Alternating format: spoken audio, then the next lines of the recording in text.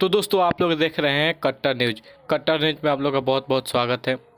दोस्तों खेसारी लाल यादव का back to back song आ रहा है, बहुत ही एक तगड़ा सॉन्ग आ जाया है सुबह सुबह अनंता म्यूजिक वर्ल्ड से।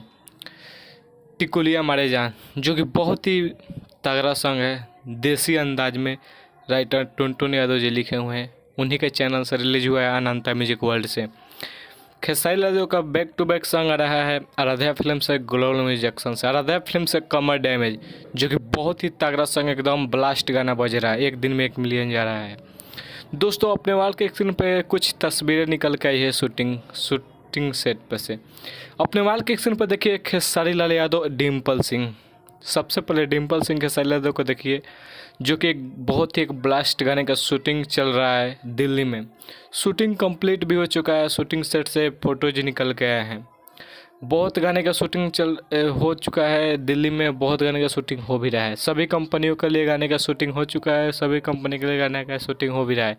एक बहुत ही तगड़ा सारेगामा हम भोजपुरी से भी आने वाला है सॉन्ग।